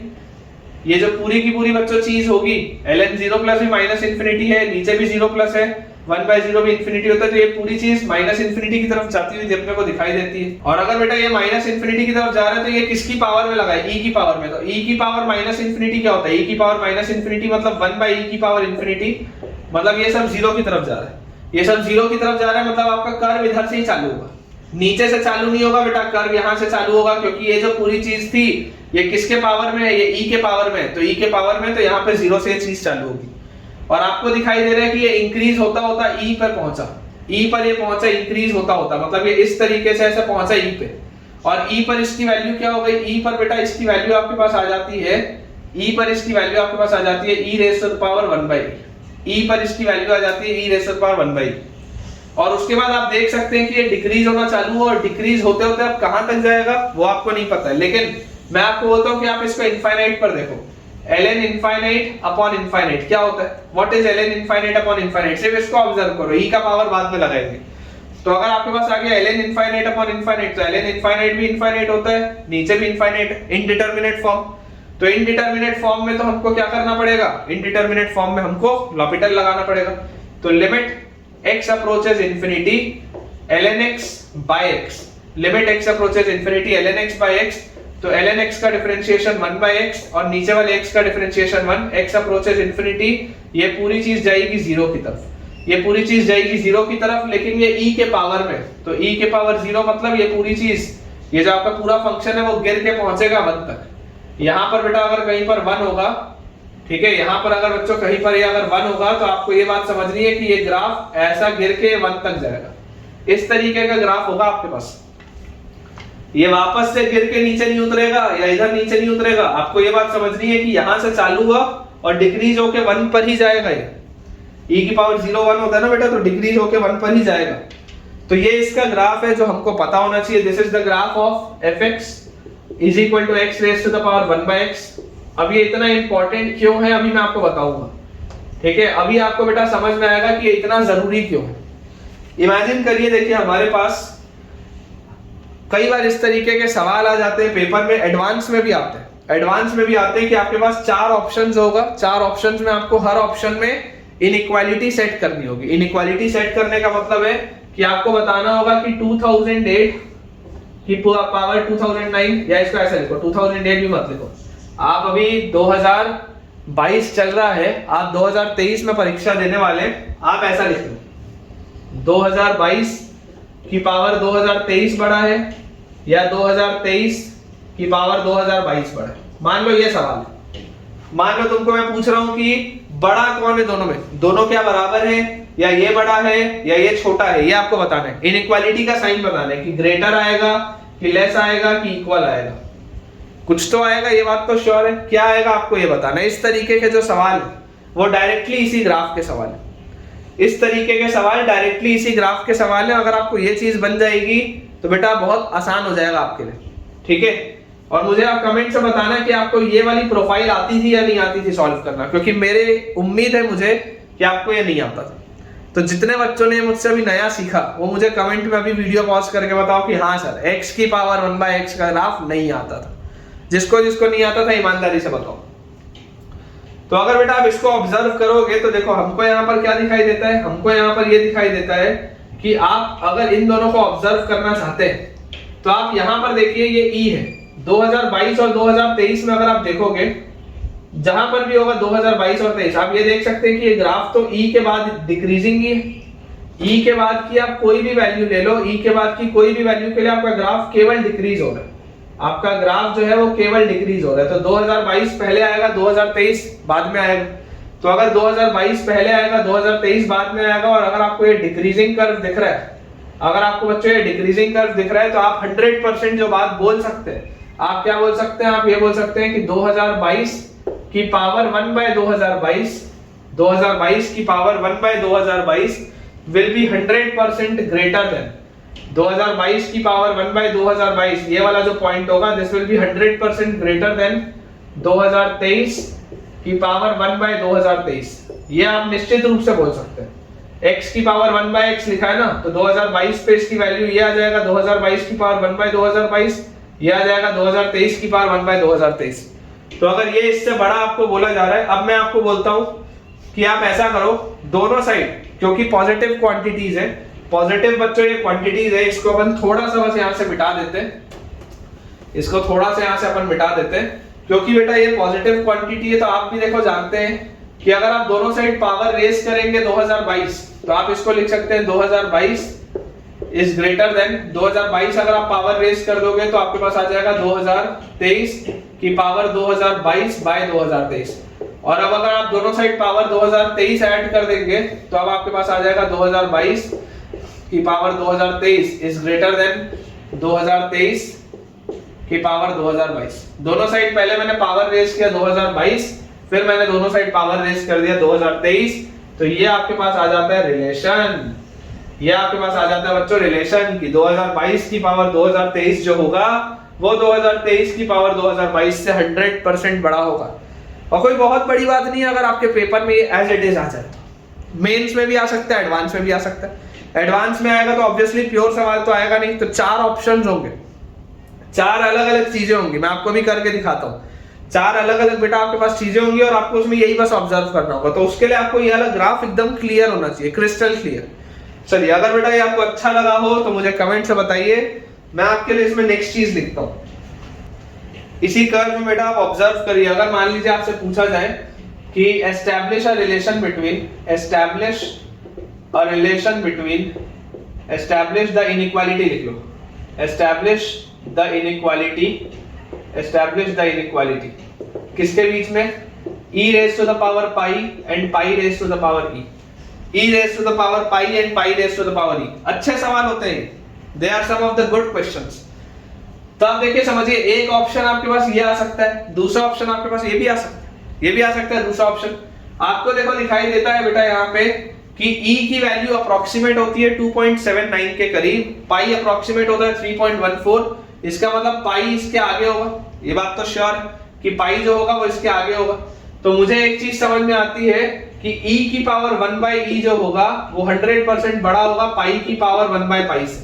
भाई सबसे बड़ी वैल्यू यही है ना, e की पावर 1/e, तो अगर सबसे बड़ी वैल्यू यही है तो e की power 1/e will be greater than pi की पावर 1/पाई।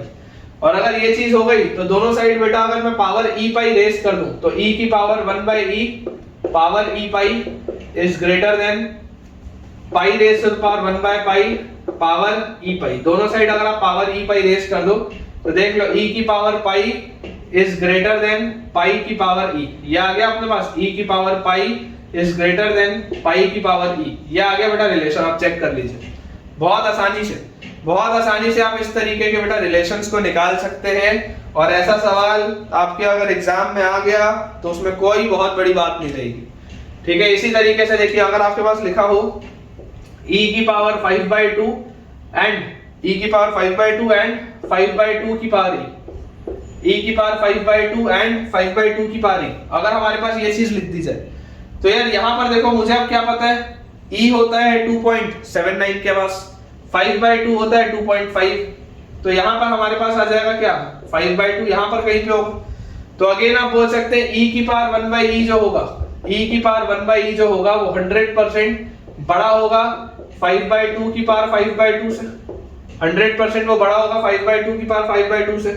अब अगर मैं दोनों साइड बेटा पावर रेस कर दूं e इंटू 5/2, अगर बच्चों मैं दोनों साइड पावर रेस कर दूं e इंटू 5/2 से, सॉरी e इंटू 2/5 से, अगर मैं दोनों साइड पावर रेस कर दूं e इंटू 2/5 से या 5/2 ही लिखे, यहाँ पर बेटा आपके पास 5/2 की पावर 1/5/2 आएगा।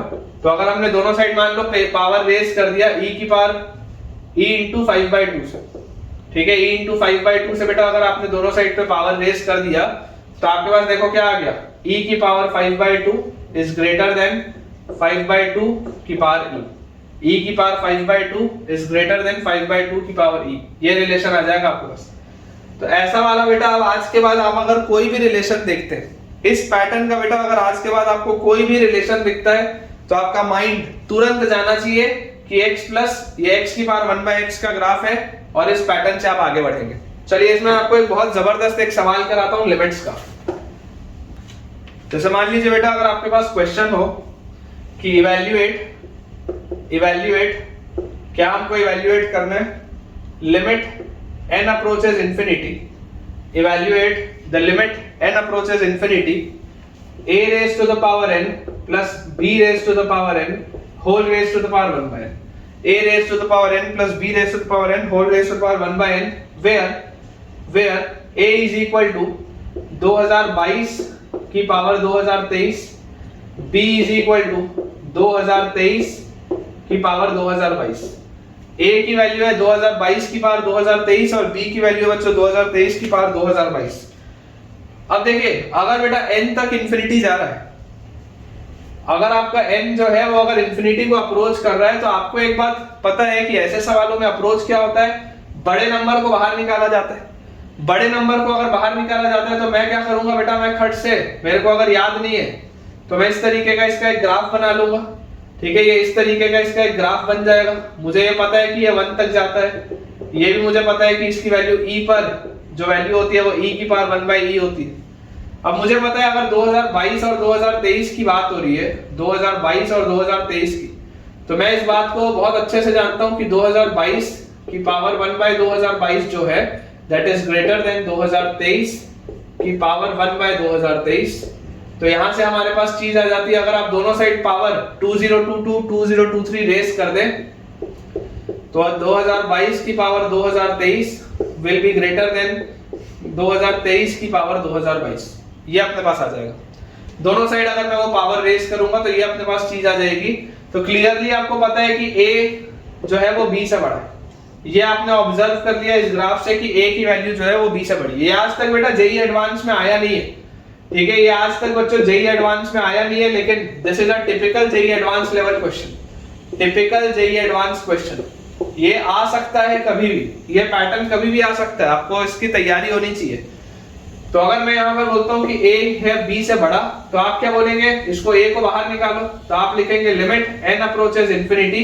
a अगर मैंने बाहर निकाला तो a की पावर n और उसकी पावर 1/n, और अंदर मेरे पास क्या बचा, अंदर बेटा मेरे पास आ जाता है यहाँ से 1 plus b/a raise to the power n का पावर 1/n, ये अपने पास आ जाएगा पूरा का पूरा। और जैसी बेटा ये चीज अपने पास आई, अब आपको बोला जा रहा है n अप्रोचेस इंफिनिटी, तो देखो ये n से ये n तो कटा, a आ गया कांस्टेंट a बाहर, limit n approaches infinity 1 plus b/a raise to the power n पूरे का पावर 1/n। अब देखो b/a बेटा जो है, b/a जो है वो 1 से छोटा है, b/a जो आएगा बेटा वो 1 से छोटा है, तो 1 से छोटी चीज की पावर इंफिनिटी, 1 से छोटी चीज मतलब एक फ्रैक्शन की पावर इंफिनिटी, यार ये तो 0 की तरफ जाएगा, ये 0 की तरफ जाएगा तो ये 1 की तरफ जाएगा। अच्छा 1/n अगेन ये किसकी तरफ जाएगा, ये बेटा पूरा अगेन 1 की तरफ जाएगा। देखो 1/n जो है ये भी 0 की तरफ जाएगा, अगर n इंफिनिटी की तरफ जा रहा है तो 1/n 0 की तरफ जाएगा, तो 1 की पावर 0, ये पूरा 1 हो गया, ये पूरा 1 हो गया। मतलब फाइनल आंसर आपका क्या आ रहा है, फाइनल आंसर लौट के a ही आ रहा है, मतलब यही आपका फाइनल आंसर है, this is only your final answer. बहुत ही जबरदस्त बेटा ये कंसेप्ट का सवाल है। अब ये किस रूप में जेईई में आ सकता है वो मुझे नहीं पता, लेकिन हाँ मेरे हिसाब से तो ये चीज आ सकती है। अगला बच्चों अपने पास जो सवाल लिखा हुआ है उसमें दिया है find the minimum value of the function, find the minimum value of the function, maximum की बच्चों बात नहीं हो रही है, find the minimum value of the function, हमको बताना है मिनिमम वैल्यू, किसका मिनिमम वैल्यू बच्चों हमको बताना है, fx is equal to 8 raised to the power x plus 8 raised to the power minus x minus 4 into 4 raised to the power x plus 4 raised to the power minus x for all x belonging to real number, for all x belonging to real number। ठीक है, ये अपने पास बच्चों सवाल है, आसान सा सवाल है, कोई बहुत डिफिकल्ट नहीं है, सिर्फ इसमें एक चीज है जिसका हमको ध्यान देना होता है। पूरे को बेटा आप देखो इस तरीके से लिख सकते हो क्या, थोड़ा सा आप ऑब्जर्व करिएगा जो मैं लिख रहा हूं, fx is equal to 2 raised to the power 3x plus 2 raised to the power minus 3x, ऐसा इसको हम लिख सकते हैं। उसके बाद minus 4 into 2 raised to the power 2x plus 2 raised to the power minus 2x, बहुत आसानी से आप इसको इस फॉर्मेट में लिख सकते हो। तो यार अगर मैं यहाँ पर 2 raised to the power x plus 1 by 2 raised to the power x को मान लो t बोल दूं, अगर बेटा मैं 2 raised to the power x plus 1 by 2 raised to the power x को t बोल दूं, या चलो अभी नहीं बोलते, तुम नहीं तो डायरेक्टली समझ नहीं पाओगे, मैं तुमको चलो एक स्टेप और लिख के देता हूं, आप इसको पकड़ो, ऐसे लिखो 2 raised to the power x का whole cube plus 1 by 2 raised to the power x का होल क्यूब, ठीक है ना, एक स्टेप और कर देता हूं नहीं तो ज्यादा डायरेक्ट हो जाएगा, और minus 4 into 2 raised to the power x का square plus 1 by 2 raised to the power x का स्क्वायर, ऐसा आप इसको लिख लो। देखिए बेटा ये a cube plus b cube आपको दिख रहा है, ठीक है, तो यहां से आप देखो इसको क्या लिख सकते हो, a plus b whole cube क्या होता है, a plus b whole cube होता है a cube plus b cube plus 3ab into a plus b, यही होता है अपने पास, a plus b whole cube is a cube plus b cube plus 3ab into a plus b।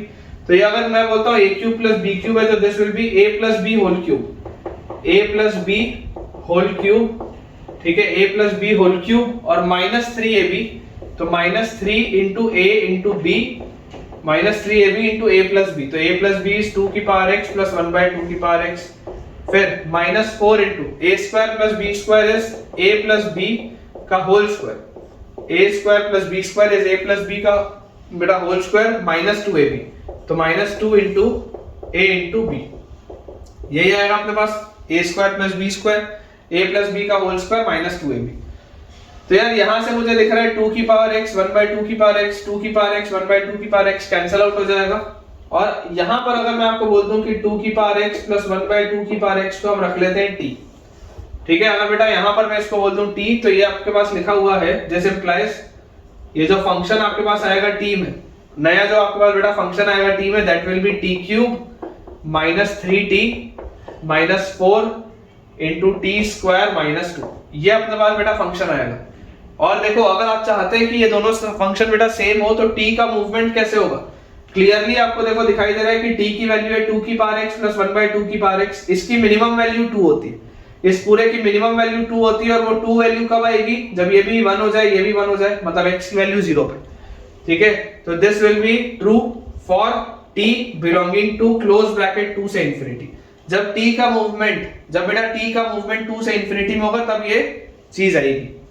तो यहां से आप इसको लिख सकते हैं this is t cube minus 4t square, t cube minus 4t square minus 3t plus 8 minus 3t plus 8, ठीक है। अब बेटा मेरे पास एक क्यूबिक आ गया, मुझे इसकी मिनिमम वैल्यू बतानी है इस इंटरवल में, तो मैं आपको बोलता हूं कि आप इसका डेरिवेटिव निकाल लो। g डैश t हमारे पास कितना आ जाएगा, g dash t will be 3t square minus 8t minus 3, 3t square minus 8t minus 3, और अगर मुझे क्रिटिकल पॉइंट निकालना है तो क्रिटिकल पॉइंट निकालने के लिए इस पूरे को मैं 0 के बराबर बच्चों पुट करूंगा। तो जैसे ही मैं इसको 0 के बराबर पुट करता हूं मेरे पास देखो क्या आ जाएगा 0 के बेटा बराबर पुट कर दिया अपने पास, ये फैक्टराइज अगर आप करोगे तो 3t square minus 9t plus t, तो माइनस 8t और माइनस 3 इज इक्वल टू 0, तो 3t बाहर t माइनस 3 प्लस 1 बाहर तो t minus 3, this is equal to 0। तो बच्चों t की वैल्यू आपके पास आ जाएगी माइनस 1 by 3 या 3, t की वैल्यू हमारे पास आ जाती है माइनस 1 by 3 या 3। तो मतलब कि इसके पास बेटा जो आपके पास क्रिटिकल पॉइंट आ रहा है वो या तो -1/3 आ रहा है या 3 आ रहा है। तो जो भी हरकत हो रही होगी उसी क्रिटिकल पॉइंट पे हो रही होगी, ये बात भी श्योर। हम बच्चों ऐसा करते हैं, हम इसमें ऐसा करते हैं कि देखिए जब आप -1/3 का आप क्रिटिकल पॉइंट हटा ही दीजिए। क्यों -1/3 हटा दीजिए? क्योंकि t का जो मूवमेंट है वो 2 से इंफिनिटी है, तो -1/3 तो हो ही नहीं सकता। अगर आप नंबर लाइन इसका बेटा बनाए, नंबर लाइन में चलो एक बार के लिए आपने -1/3 रख लिया, एक बार 3 रख लिया, 3 से आगे पॉजिटिव है तो ये इंक्रीजिंग होगा, -1/3 से 3 के बीच में डिक्रीजिंग होगा। इस तरीके का होना चाहिए आपके पास, और इसके और पीछे तो चेक करने का मतलब ही नहीं।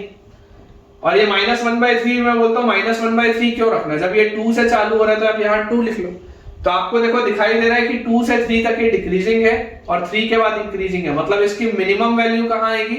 इसकी मिनिमम वैल्यू आएगी जब t की वैल्यू होगी 3। इसकी बच्चों मिनिमम वैल्यू आएगी जब t की वैल्यू होगी 3। तो G3 अपना आंसर होना चाहिए, एंड G3 विल बी 3 का क्यूब, दैट इज 27। उसके बाद -4 into 3 का स्क्वायर, तो 9 into 4 36, तो -36। फिर 3 into 3 is -9 plus 8, -9 plus 8। तो बच्चों 27 और 8 आपके पास आ जाता है 35 में से एक गया, मतलब -36 करो तो -1 और -9, this comes out to be -10। Answer बच्चों अपने पास आ जाएगा इसका -10। चेक कर लीजिए आप, तो बिल्कुल करेक्ट अपन ने इसका सॉल्व किया बेटा, सॉल्यूशन बहुत सही है कि -10 अपना आंसर आ जाएगा। तो ठीक है बच्चों, आज के लिए अपन इतना ही रखते हैं। मुझे उम्मीद है कि आपको आज का लेक्चर बहुत पसंद आया होगा, और जिस तरीके से हमने ग्रेटेस्ट और लीस्ट वैल्यू देखी, और खास तौर पे जो मैंने आपको x⁻1/x का फंक्शन बताया वो आपको बहुत पसंद आया होगा। तो अगर आपने बेटा मुझसे आज कुछ भी नया सीखा हो तो अभी मुझे कमेंट्स में बताएं कि आपने आज मुझसे क्या नया सीखा। और अगर आपको वीडियो आज का पसंद आया हो तो वीडियो को लाइक करें, चैनल को सब्सक्राइब करें, और दोस्तों के साथ इस वीडियो को शेयर भी करें ताकि उनकी पढ़ाई भी बहुत अच्छे तरीके से हो पाए।